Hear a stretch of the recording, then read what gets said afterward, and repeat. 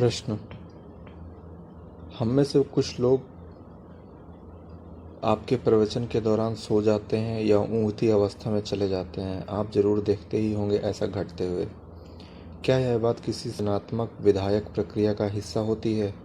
क्यों हमें इसे घटने देना चाहिए? इसके बारे में कोई अपराध भाव अनुभव किए बिना, या कि हमें ज़्यादा बड़ा प्रयत्न करना चाहिए सजग बने रहने का? ओशो ओशो कहते हैं, यह थोड़ा जटिल है। पहले तो बहुत से प्रकार हैं। एक प्रकार की ऊँघ वह होती है जो कि आती है यदि तुम मुझे सुनते हो बहुत ध्यानपूर्वक। तब वह निद्रा की भांति नहीं होती है, वह होती है हिप्नोसिस की भांति, सम्मोहन की भांति। तुम्हारा में इतना गहरा तालमेल बैठ जाता है कि तुम्हारा मन अक्रियान्वित होने लगता है। तुम बस सुनते हो मुझे, और मुझे सुनते जाना भर ही लोरी जैसा हो जाता है। यदि ऐसी होती है अवस्था तो एक निश्चित उनींदापन होगा ही, लेकिन यह केवल तभी आएगी जब तुम मुझे बहुत ध्यानपूर्वक सुनो। तब यह बात निद्रा नहीं होती। यह सुंदर है और तुम्हें इसे लेकर अपराधी नहीं अनुभव करना चाहिए। यदि यह निर्मित है मुझे सुनने से तो कोई समस्या नहीं। वस्तुतः यह होनी ही चाहिए अवस्था, क्योंकि तब तुम ज़्यादा और ज़्यादा गहरे में सुन रहे होते हो। तब मैं तुम्हें बेध रहा होता हूँ बहुत गहरे रूप से, और तुम उनींदापन अनुभव कर रहे होते हो। मन कार्य नहीं कर रहा होता है, तुम विश्राम में होते हो। यह होने देने की एक अवस्था होती है। तुम मुझे अपने में ज़्यादा और ज़्यादा गहरे व्याप्त होने दे रहे होते हो। यह शुभ है, कुछ गलत नहीं है इसमें। तुम इसे उन्नीपन की भांति अनुभव करते हो, क्योंकि यह एक निष्क्रियता होती है। तुम सक्रिय नहीं होते हो, और वैसा होने देने की कोई ज़रूरत भी नहीं। जब तुम सुन रहे होते हो मुझे, तो सक्रिय होने की कोई ज़रूरत नहीं, क्योंकि तुम यदि सक्रिय होते हो तो तुम्हारा मन व्याख्या किए चला जाएगा। इसे अस्त व्यस्त करने का कोई प्रयास करने की कोई आवश्यकता नहीं। मैं तुम्हारे भीतर गहरे में समा जाऊं, यह बात सहायक होती है। भारत में हमारे पास एक विशिष्ट शब्द है इसके लिए। पतंजलि से कहते हैं योग तंद्रा। वह निद्रा जो आती है योग द्वारा। कोई चीज़ यदि तुम समग्रता से करते हो तो तुम बहुत आराम अनुभव करते हो, और वही आराम लगता है निद्रा जैसा। वही निद्रा नहीं होती, वह ज़्यादा लगती है हिप्नोसिस की तरह। हिप्नोसिस का अर्थ होता है निद्रा, लेकिन यह एक अलग प्रकार की निद्रा होती है जिसमें दो व्यक्तियों का गहन तालमेल बैठ जाता है। यदि मैं तुम्हें सम्मोहित करता हूँ तो तुम मुझको सुन पाओगे, किसी और चीज़ को नहीं। सम्मोहित व्यक्ति सुनता है केवल सम्मोहनकर्ता को ही, किसी दूसरे को नहीं। मात्र केंद्रित होता है। इस एकांतिक एकाग्रता में चेतन मन गिर जाता है और अचेतन क्रियान्वित हो जाता है।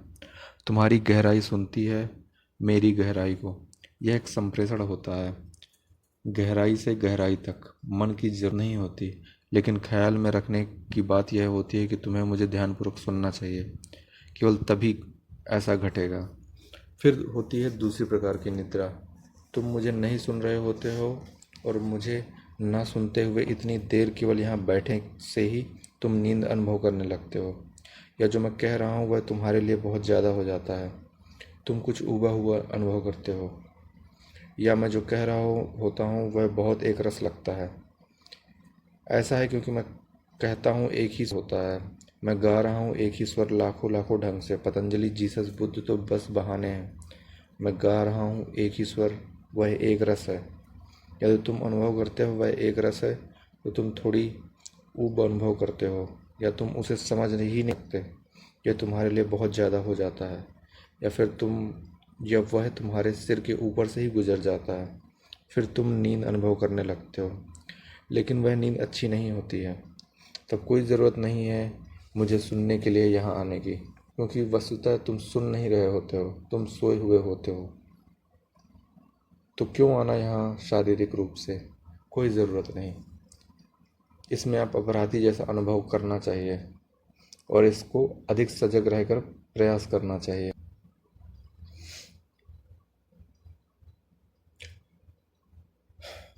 फिर होता है तीसरे प्रकार का, जो कि ना संबंधित होता है सुनने से, और ना संबंधित होता है तुम्हारे अस्तित्व की ऊबपूर्ण स्थिति से।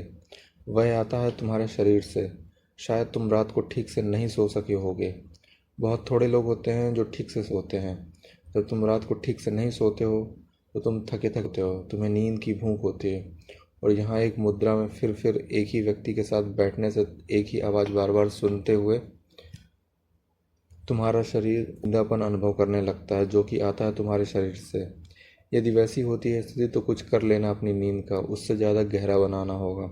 समय की कोई ज़्यादा समस्या नहीं, तुम सो सको 8 घंटे। और यदि वह सोना गहरा नहीं होता तो तुम भूख अनुभव करोगे नींद की। नींद के लिए भूखे हो जाओगे। समस्या गहराई की ही है। उपाय: हर रात को सोने से पहले तुम एक छोटी सी विधि का प्रयोग कर सकते हो जो कि ज़बरदस्त मदद करेगी। बिजली बुझा दो। बिजली यानी लाइट बुझा दो। अपने बिस्तर में बैठ जाओ सोने के लिए तैयार होकर, लेकिन बैठना 15 मिनट के लिए ही। आंखें बंद कर लेना। फिर शुरू कर देना कोई भी एक रस निरर्थक ध्वनि, उदाहरण के लिए ला ला ला, और मन की प्रतीक्षा करना कि वह नई ध्वनियाँ भेजे। एकमात्र बात जो ध्यान में रखने की वह ये ध्वनियाँ या शब्द किसी उस भाषा के नहीं होने चाहिए जिसे तुम जानते हो। यदि तुम जानते हो अंग्रेजी, जर्मन, इतालवी, हिंदी, तब वे इतालवी, जर्मन, अंग्रेजी या हिंदी के नहीं होने चाहिए। कोई दूसरी भाषा जिसे तुम नहीं जान स्वीकार करनी चाहिए, जैसे तिब्बती, चीनी या जापानी।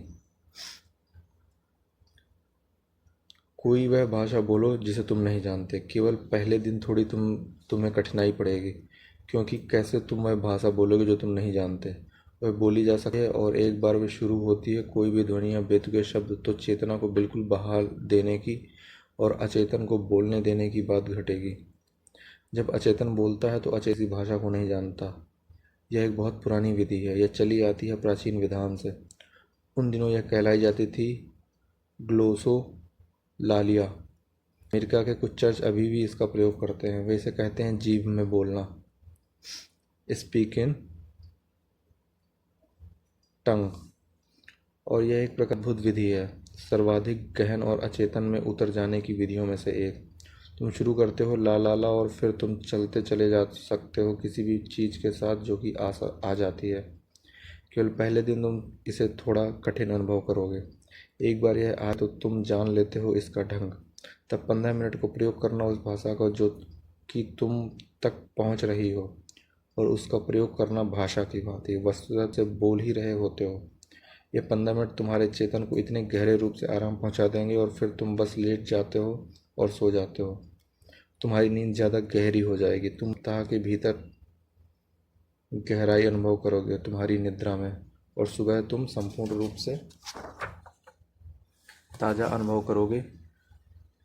फिर मैं प्रयत्न भी करूं तो मैं तुम्हें नींद में नहीं ला सकता। पहला प्रकार सुंदर है। तीसरा प्रकार एक प्रकार की शारीरिक भूख है, वह एक रोग है। तीसरे प्रकार का उपचार करना होता है, पहले प्रकार को आने देना होता है। दूसरे प्रकार के बारे में तुम्हें अपराधी अनुभव करना ही चाहिए और हर प्रयास करना चाहिए उससे बाहर आ जाने का।